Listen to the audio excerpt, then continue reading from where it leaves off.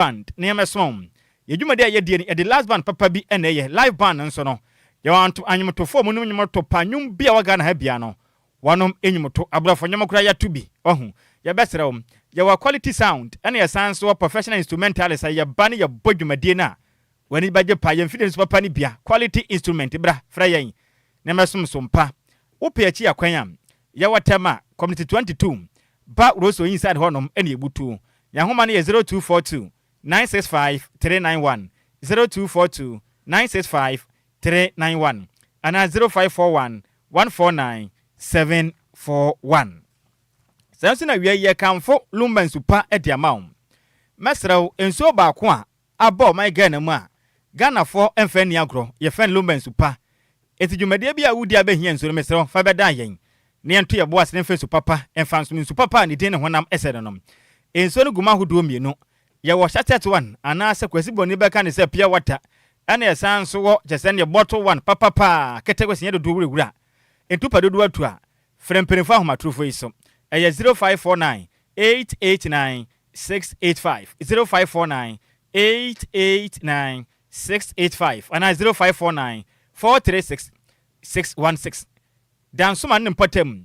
ye wasere bi hodom wokọ ho a obenya nsuo ni bi atu akoton madam abaya meche butum ne shop no eben Lumba Sport e wadansoman na homa ne 0557 349 401 ofanko mama Vic ebutum ne shop no sport m eben onyinase washington no na homa ne 0500 680 783 Dakuman brother Kwame butum ne shop no Dakuman Sacred Station a eben adomtwa oba no na homa ne 0244 094 793 do wenyanso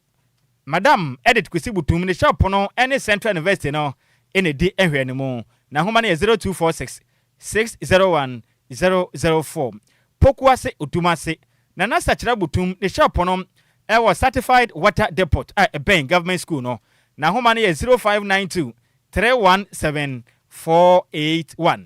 tema anti Emilia butum tema committee 4 secondary grant hono ma na shop no ewo na homa ne 0540 0540 423 201 Ashaman ya waseni mienu de dika no eje patience de penyo ne shop no wakeke in anes vaco flat hono ma eno butuo na homa ne 0543 499 035 Ashaman kro ya wo Peggy Mami Business Center ne shop no Court Junction a eben police barracks na homa ne 0243 330 836 wede djumaku aso se yentenase na wia pem to be kase bono yemfa emesomom okenkania me kwa ne kontren kra beso mawie no edi ameje so yo wofa ose ade yo de wamf at Nhyiraba Kwadwo Sammy B mautedin ene banjere bonana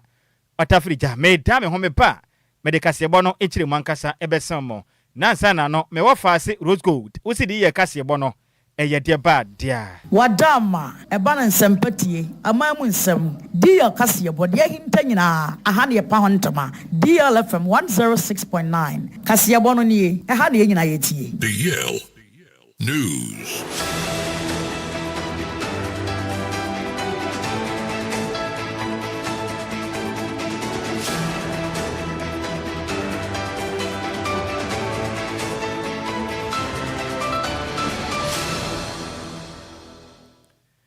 Yamamo akwaba efi tumrika ne hia yen e Facebook and efinsi YouTube na yamfa kasebo no ekirimu emfa ensomo yahya kasebo na se emfa free o my Ghana eposifo akate na ebeto odwa se ana no yawada etwame no na eje tesene John Bosman na tosutu nan e wo mfempem ye na aduonu ensiemu a ene school ni abaya ba ko a okọ school ewo Cape Coast Yapon Mechira University of Cape Coast ani din ede eye innocential eye avino abaye ehiraye ewo mra na onya fonko se ene ewo mra damfu bi ono a sanenkan chimo sane din obi anim ho hwem okwa akwehie na kudi nkomo abaye ikoya hirabasa wagira na beto odwa anano efiada memenda ne kwesiada so se Ghana Post Service enya nkrata se ene enipa bi a ono mo ben Hatchland Beach empote ono beto odwa se wono mahu se abaye bi emu eda hodo munto mehwe omo kohwe yampane yampanu ne yampa no kra wom a mekasa abaye na ɔta hɔ no ma kyɛ sɛ abusua ne ne cosmate fo di adanse sɛ yɛ no kora pa make sɛ no wɔn di amu no akwakwahye Cape Coast Teaching Hospital make sɛ post fo ehwehwɛ egusu ahye hwehwɛmu asɛde afa ne wuo no ɛhom na na enankrata Ghana Post Service de aba bonte ekyirem sɛ wɔn hwehwɛmu abɔ mene wɔnom ensaka owura baako an den de Michael Mensa wanya mfinhia no aduasa enkrom 39 years wɔn kyerem sɛ yenua ba Innocential eye atwufui avenue wuo no wɔn susu sɛ onim ho bi na nkrata eba bonte no wɔn kyerem sɛ IGP eye ne cyber vetting and enforcement team badwumaden endrata ema na abo nonson apa ho semadunum pepepe wo pedu baabi a ahyenkafo ni gyina no wo Cape Coast ni mpatam ena mbo modern akoso abrante ya nhwem apa egusu a ekoso na nhwem a posifo edikan ayede fa ho ekirem sei wo munya ne ntiyese na ye 11th June ena munya ne ntiyese ne emra na abo enumre no nsia pa ho sema aduanan enwotwe 648 ena mu kirem sei abrante a ne wono ma kira ne din ede Michael Mensa wanya mfinhia na aduasan 39 years no omu kirem sei oyo chochire ni teacher ni akire nso ono aso wo hyanya ode ya adwuma efa ade hye kwa nnwuma so ne ade agisika na omu kirem sei ewo ayensu plaza potem hono ma hono ben University of Cape Coast hono ma UCC hostel hono na okofa abofra yi ade ne call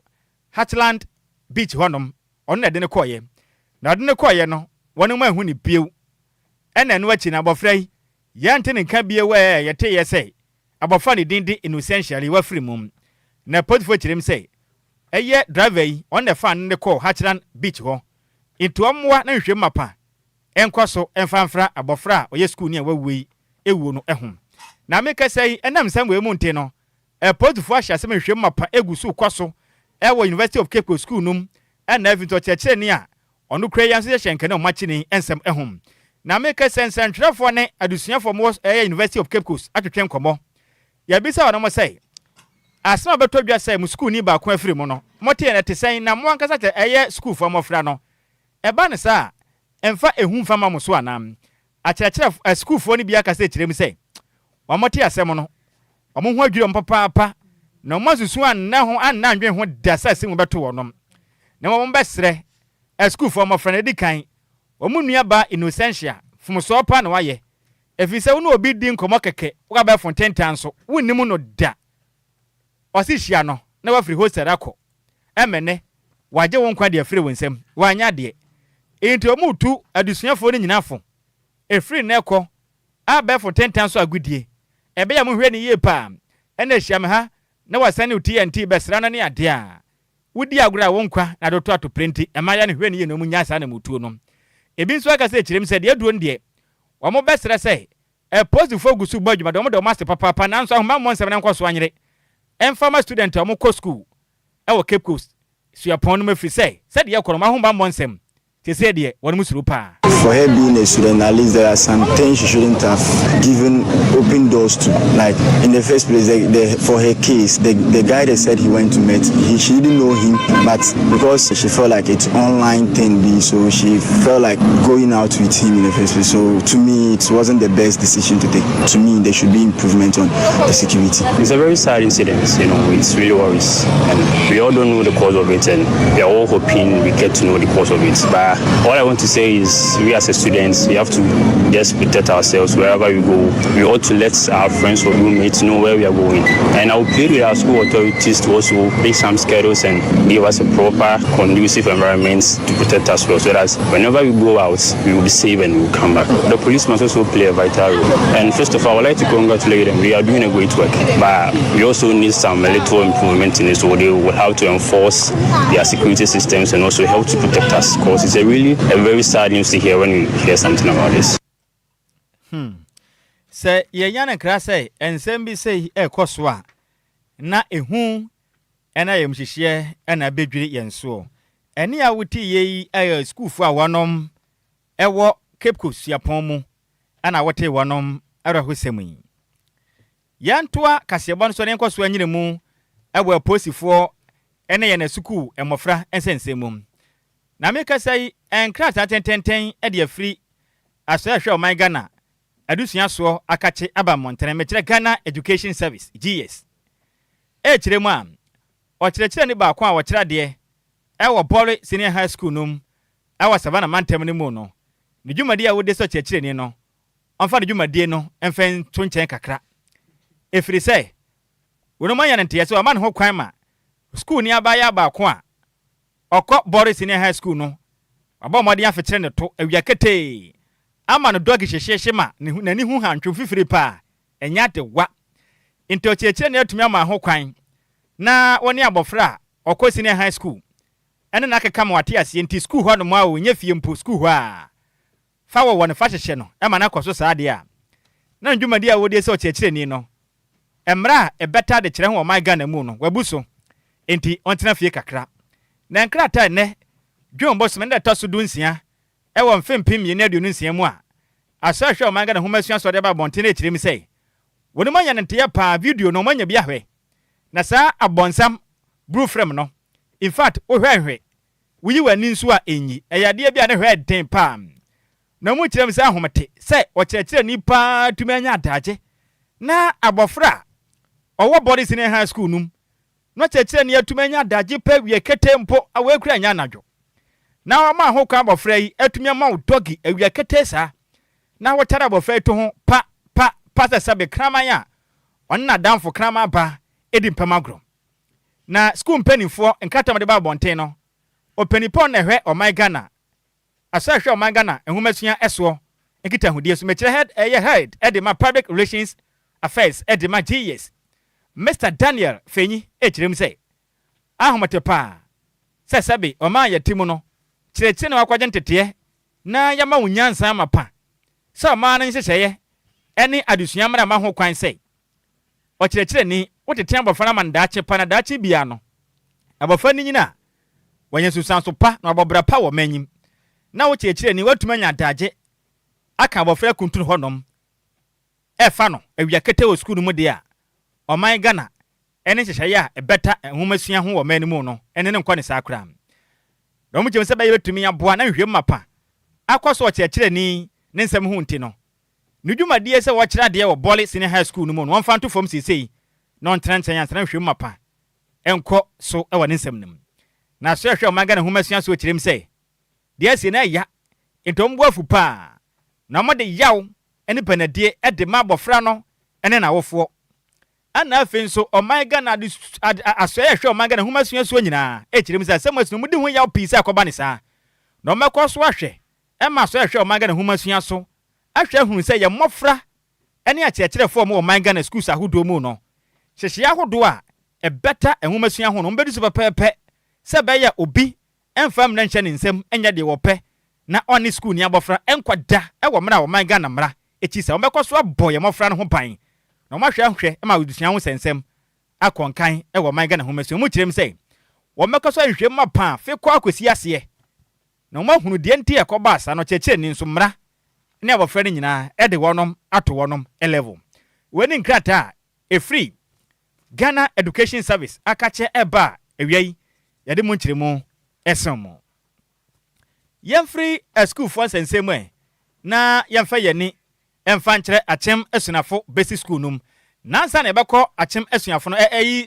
kofi sa cheche no pictures ni bi by on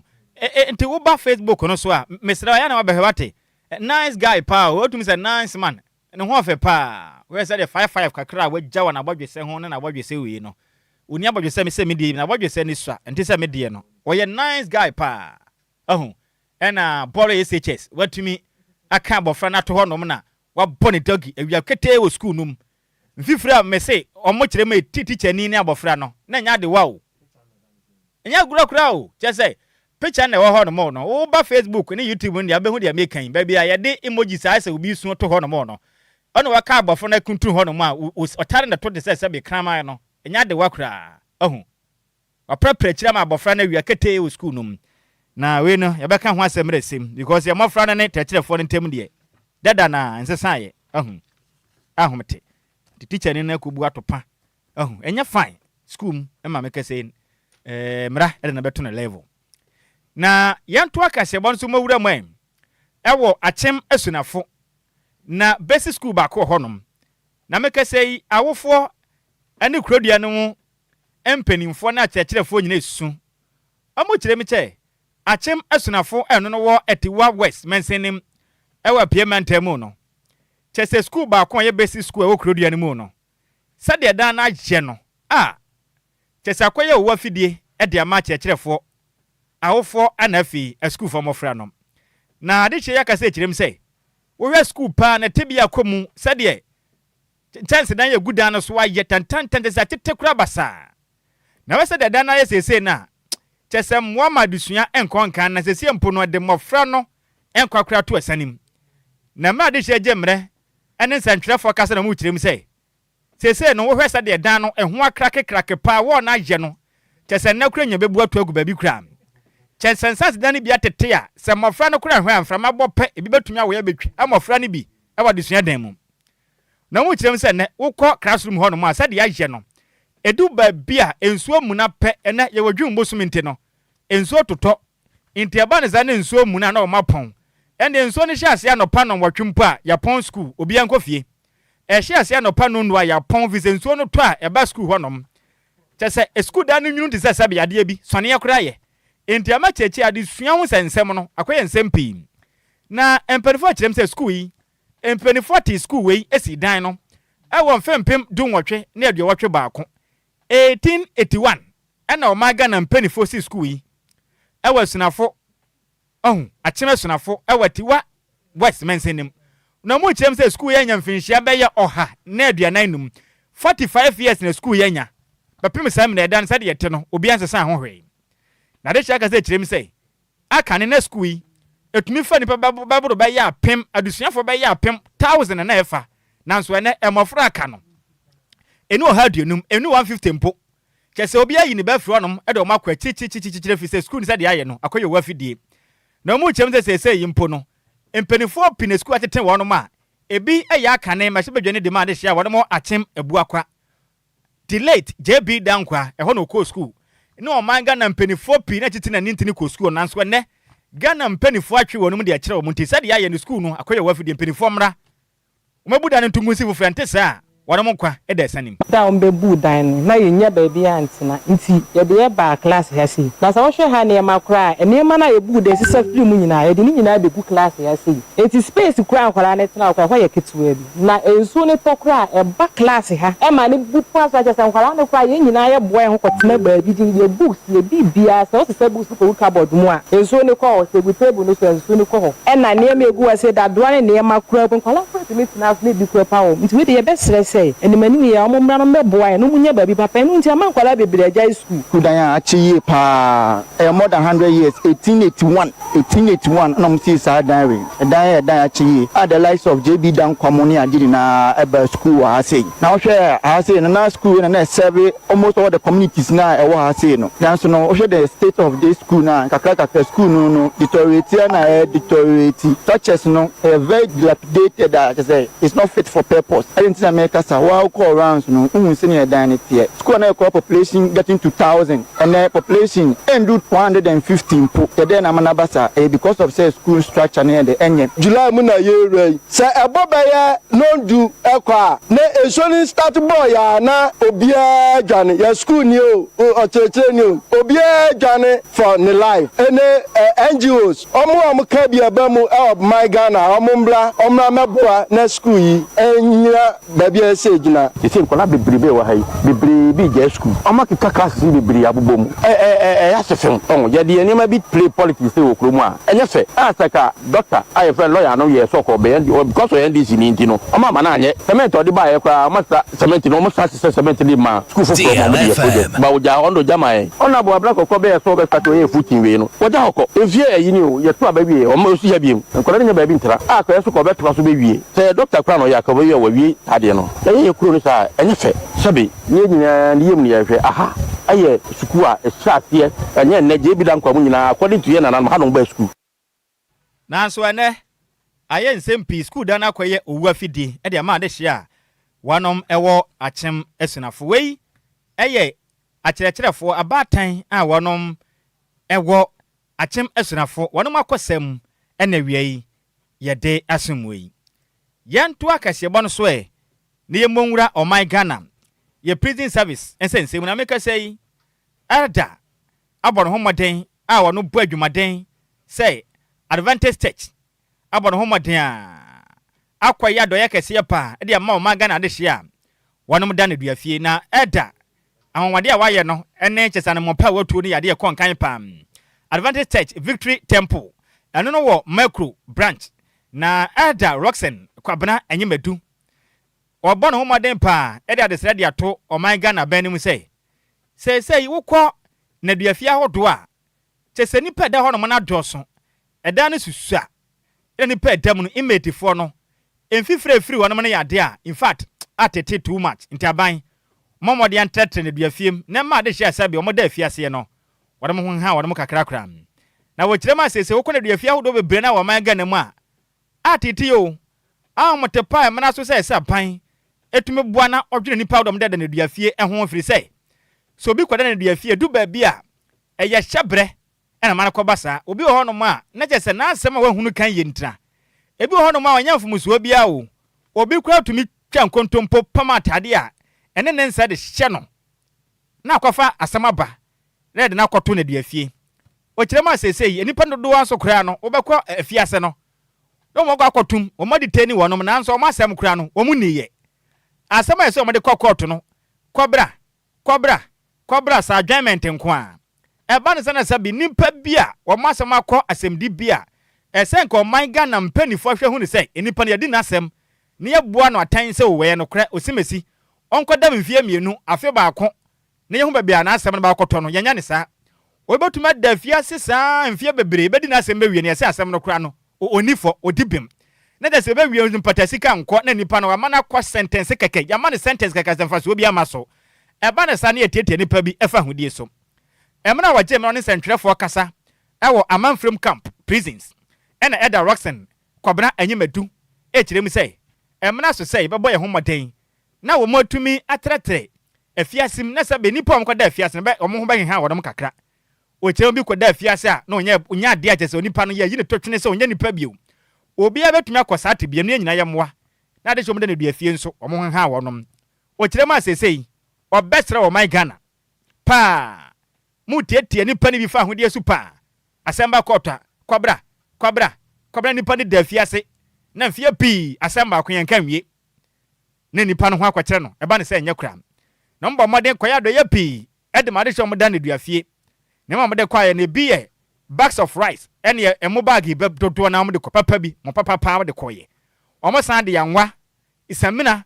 ekesa akadia pi na mo de koye a na nya de ketoko mo no abinsu a de duafie ade hye didi e pa filifa mu ena ada Rosen kwabla nyimedu ade nsem sei eto nsentwefo ani mesrem panyimfo se ne duafo muntu onum behwe mu dizuru ba bi omuda enu masitene mu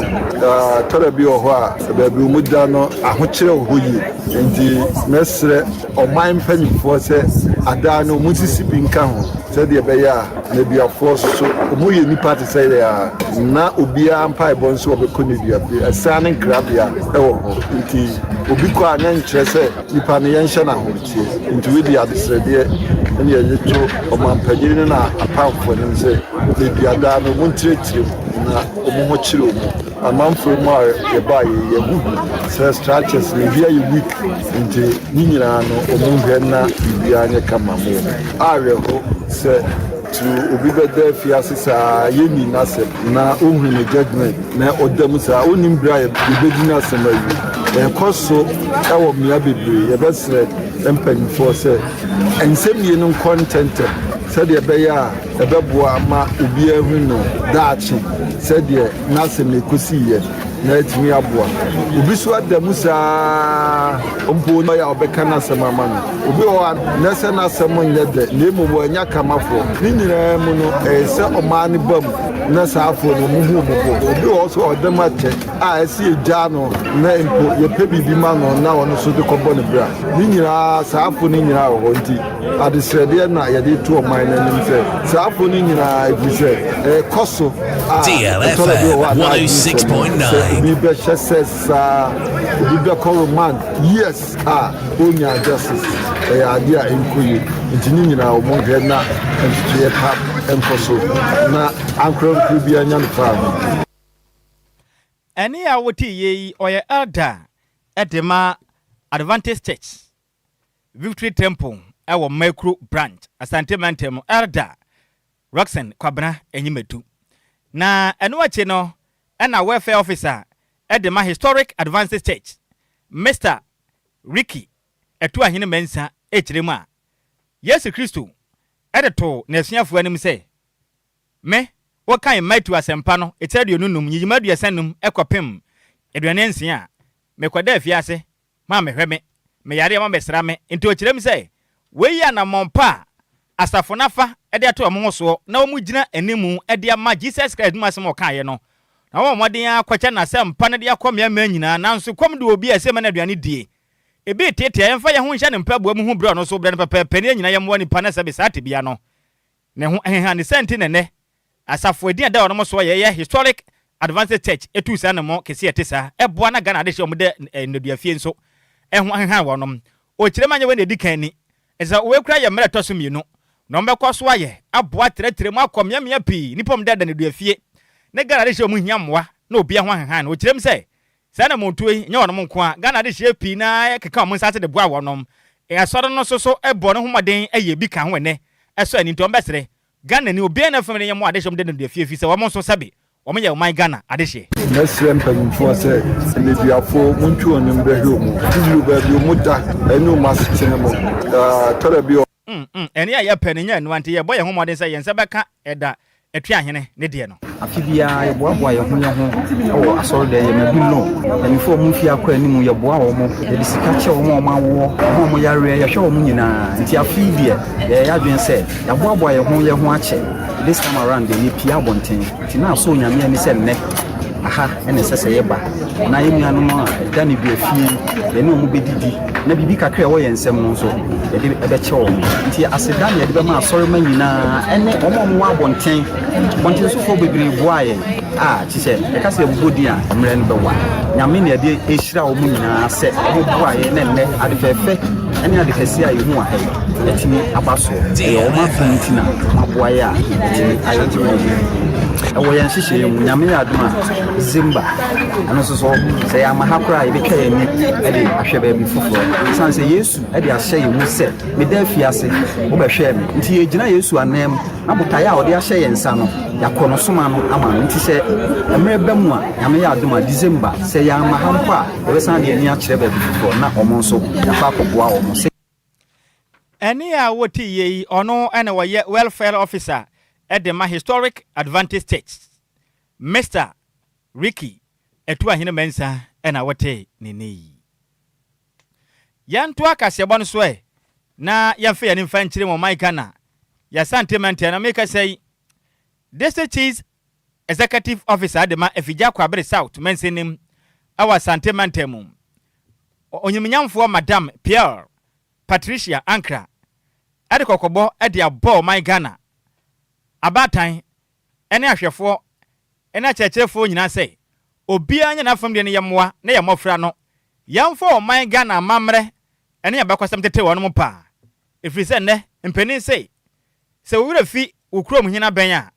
aya na woyira e wadwabo ase yema me kiremo ma ya tim sese du ba bi a se de yemofra no niam yakwaso wo mamu nyina munim hu hwewu abrofo ne me na mofra ye di akire saa chese momfa Ghana ho bibia mfa anya hwe kram oman wa bekwasem ya wa amana hyehyɛ pa eye oman Ghana ye nkasa de intade a ye hye ya fade anyina no ede san kampanifo ani di akire na abatan tetere ono moma ye krom kasa ene wokɔ amanfo afiefie ma brofo sem wish sa sabira krante a okotwa buru ade ye nuane emofra yi ndi kyese ne enuane ankofra yi pa Italia nko a ya che ne pika na omotem bokosu aguso kyese ogo akani menkan ye fufu no to ye de ngwa aguso ogo kama ne ye di mpinhu ne ade kyese kama papra wonsa ne ade a fufuo kyese ebunabunu nkwan papa bi ene nwa mmekwan ne ye di ni kama nanso amanyimu abrofo sam age oman boso madam jirem se emra so se betena ase nyama Ghana ye mofra na hu ni se oman Ghana wonne pa ye nkasa ye ntade niema Ghana eya bakwasem yentete yema efisade yakwaso ne nyakra Madam Patricia Ankra kire ni said to dwamra asahwe omanga na humasua so wonom kra bata wa figya kwa bere South Mensenim na wonom edi cultural festival our 2026 agise na intersecute program to dwa na nyase mekuma kra tesene schools ahodo Mensenim nyina ko piem a nkwala ne nyina obi akwada do betuma yedi asa anyomoto tesene drama papa bi poetry tesenya se mekuma makoye pa bakwasema mofra na prugu ho na nyade wakra na mu kirem se mena so sa Ghana yenso yebeboa abatan na checherefo nyina fam ne mfama mofra fi se sabe edu baabia de yeyei emwa kra mofra ne nte enkasa yenuane ene afade ente sa ye mofra ne bayira wo manyim odi nsem sei etu nsentwerefo anim na ye nana no makyere ye se yam ye ne ni ankyere ye nkyirima na in the next 20-30 years to come sa asano ye hubio sa kasano ye ntibio sa niama no ye hubio na ebepepa afi ewiase kra enenti ya chechefo afatu ho se omubeboa ye ama cultural day no ye hu ya mamre ne ya mane no awufo nso asudie da ye nso se ye mane befia ye bekire won ya mamre ne ya mane obi wo ho a ne ba befia aseme ba ye de ompediane indomi nkwa no odi yali nkwa no odi ebia ka ma ne potompota nko obedi ebia ka ma ne nuhu a obedi anenti ye stress awufo mo mi ankyere ye mana our simple food our tradition our culture na ebweboa ama Ghana fa ne to ma pefra ene me ba ya na nya awufo nkwa na me ba be kasa akere wo de me san ka ne se yeso ye school fo ye wo ha no ye mere ye ho ase ne nsua ade ukofie na ma me no aduane a enye se kofa ubuku nko a osenkeni se ye wo bere bia ne mu ade udu fie na ma me no aduane a koja na koso ne mu na kono aduane no kona kono da ko hwe se de ye akawo kona ko se de ye mpotompoto ya mofra yi enkosua akawo ene mpotompoto ye wo manyim ewonne hwe baba na ene maame no kra wadi ka kra ye ndomi kra chikosua boso wesini ho no mkra hwe nti ye nsempi enti wei yaban enam sine DCE edema afigya kwa bere South Mensenim awasante mantemu oniminyamfo Madam Patricia Ankra ena woteni ni na manebo ye nsem twere ni Samuel Fulubu aten ena difri asante mantemu ebesom yen na yenkwaso anyere mo awasante mantemu fitsensem no ebifri ho no mo bapa na make say New Vision Ministry Church eno wo manso oda ho ewa mansia South Mensenim awasante mantemu wo madi wo mfinhia na etoso enum na mo de adesere e de ato abanim say imputujuma pi eha wonom paawo eye manso kroduanim oda ho eha twen ti abamre mum na dwumadi omudi ye no asemtitire da so ne say let's move forward yenkoyanim tesenya semukuma ene oman Ghana nsonsori pi mu akanifo kopie mu wase ene asonu mu asofo ne members ni nyina kohia mu na nyadewa ene Ghana de hye na nanom atere nkonwa a wonom wo manso oda ho nyina kopie mu wase a omokwabo adwumadi ne konkanye pa ma chesena nya semukuma kra na adwumadi ekoso no chesena ye nwomoto asa ne nase omde ma Nyankopɔn wo mfinhia no mutam nya semukuma kra Bible akenkan na se ne afode bokɔ so ahohum ade yo nyina ekoso nya semukuma asofo yi ye bompa ye no mtutu humboneza wondem satu obi so ne watwa ahwe no kana no monsam na humbone nyina afiri gwa o ekonkan pad na se ma Nyankopɔn na ma adwumadi ne osoma ne kɔso na oso opani a ono na yakɔfale bai ono kra general overseer de ma so no pastor sofo Kwadwo nsia echem zo mo Nyankopɔn ase pa ewo asɔre ne nyina nyini ne Nyankopɔn adomade adom asɔre bepem samra ye kasai no kirema mom asɔre ne yakɔ nanim nanso empudujuma pi ina agba ade hye omwo manso da ho ne santi mpotem ho nyina empudujuma nkwaso mbesra ban akwambone pa monam so ne ahomete kyese kwan nyina nye ene ma chinso nyina nkane ho nsensem aye nsem pi afi nso tetefon megyina bonte na meka sai network na enye o enya ba kokora na obi kasa wonte je wo fudu yakwa na pampam edem nkoma esenka obi ne mpra na yere nkuto die no na akwada na amansa nkoma afiri sai obekoro mabuo mo ho na odua bi ase di nkomo nto obi abeto ne yonko de ba ne semwa te mbesra ban omwa na ade hye ne ma pankon kan se be ya aban betuma geto ide frɛ manfo no kyena Ghana fo sikasɛm akɔnkane ya kwaye nam so paa no if you say kosi anama the kropon kwa no eno kure ni se ni pa no on pause kwa den on ma omo iban so omo beye omo yan so omo bebe ni hu ya ka omo ja kwa no kwagu ene kai kwa no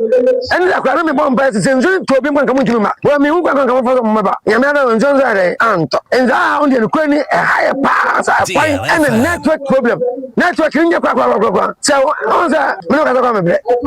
so bi no ka abuka so kwa sheda ba no said that imagine say anu so mo kono mo ni uduma eden na how dey ya fa bebre mu because authority no ene ebitama ebiko ye bomb pipe amamfo kwati mbe say oh enye na me show mo crime because mo nyem ho na sana eye Paul esi bi ma bo Steve mu bat eye edina so fun preaching na me tena so pa asole 5 years garu gwanka ibianka agu maybe unye ni pakwa no ade ti sanga wale say emuda etimi ko form there but still na aware den pejano eni asoro na betumi akɔfɔm de nanso Nyankopɔn bɔ hye betim ekɔfɔ ne Nyankopɔn epeja asoro no eni awoti ona ekɔfale bai edema New Vision Ministry Church ewo manso oda ho wa mansia satmensenem ewa sante mantemum ne din ade pastor Sofo Kwadwo Nsia ena wote ne nkan na no agina safoma ne bi nso ede o ma no atu nsenu mu kirim so mbesena ban chese du ba bi pa na sade ho no ma ya na enyo enya kura mpuntudwuma nkwaso ho kura kwan ne nyanya se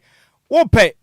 network radio ayen edi nkomo kura nye obi yare putupuru yemfa no kwan resabia hwan na akɔfrɛ no network ne nko tombesera ban ahokyɛ no toso nyinam kane ho sensem so nkoye ba akɔkura kakra na dum so jese basa abamrem na ahokyɛ no doso do mpotem ho nom ama asafo no kɔ anim emfie enum ni na de me kan sɛ ya kwaye nam so na so oda ho yes papa mahama omoaye ekwa ne nye tete apasam enkuroyimu ni ojadini na se edubre na se ye kɔ ne yakɔfa neoma ye kwan ne muayen ekwan ne muaye kura ensuo to aye ho kyele ye ensuo tirimi yili na afa kwan no yanso ye to aba sabi ye to aba ekokromoti ana yi mpanimfo ewo man yi mu nanso ye manso oda ho de ebi ensoye so dan atete apasam ye network nye ye bibia nye etiama ahanum ne ye te no ye ho kyele ye pa enti ye sre so monani wo mani enhye yamanso oda ho hanum se akwa egosua de akwa na obekone se off akwa be de no osua de akwa no be de no hu na de no onya kanea no de osua de na ni nyina so akwa ye ohaw akwa kwan mranso kwan ko betakre mranso kwan bi anye kwan ye na so nyina enye de sre biem ne ekoso ye da homan ye kwan emla me yedwade ni sei light no so emwa ye tese bibia menya o manso da ho tese bibia menya akwanye nyinam kanea bobo tese ne ade ba akokura twa mu nso mu kura na ayi ye fence network ye pe network e de aye ko nso so a age ya furudua ekotena dua bi nkomu e de ade a de hye adwa pa wei aya asafoma wonom esom ewo New Vision Ministry Church ewo manso oda ho ewo manse South Mensenem wonom akosem ene ye de asom na mane boye nsem training Samuel Foribo aten na difre asante mantemu ebesom ye nyina we so ne kankan madwen kire ni bi emfansomo ewo Facebook no eso a Kofi Parliament dia ba na say DL kase body wontumi ntaki o chese edamu straight pa aguna bobikuma apa ene wo hwe ye difre nani age pa sakase bo no emu odesa na Richard ahwe dia ba na so maya ha Nhyiraba Kwadwo Sammy B adwumaden so nko ayebo edesom Omaikana na kase bo ne ye official a na yese mu odesa no manam enam DJ Ghanaman fidie ni so birthday station DLFM Nest eho na DJ Ghanaman ehwe ye ne wotie ye edifrem wade yese na dwumaden so nko ayebo esom Ghana kase bo ne ona po bam ede ade kasen na ode aka ho na ode aban Joshua esedu de aba na so maya ha o me wo fa se Sandra Beka de aba na so maya ha o dear news o share live edifrem time free zone kase ne tasty angasa papa ina ode fire emojis na ode aka ho de aba na Sandra Beka de aba na so DLFM ajiba bia Lumba super the best drinking water in Ghana and beyond 100% ode asoso ena o se ne nchia kase nkoma ya maame odoblo ni papa bi obemu ahofefo so no papa bi o chia ne pa odo no bruta watwe ede aka ho de aba na star boy also here live edi free ahafo mem airport yada se me wofa se na Sandra beka de aba na se teachers ne bi mu dua buo awia kete achi abofra kunturu ho na me bo no dogi ade adea Nyankopɔn hu ye mo wate na se de mofa no ho ye mo dokodoko to se dabo no achiachirefo no bi so mfa nche enye kura na Regina body de aba na so ma ya ha o my lawyer wofa Sammy B me ho te se me ho ye pa na wo chem so here life edi free achem water edwanim market wa nyame hira o na Richard ahwede aba na o se teacher ni we de adea o se we de amada abofra no ko wo ti we ku abofra na wie eso mpa ne se ne pa Nyankopɔn hu no mabo na o chere ma we mpo de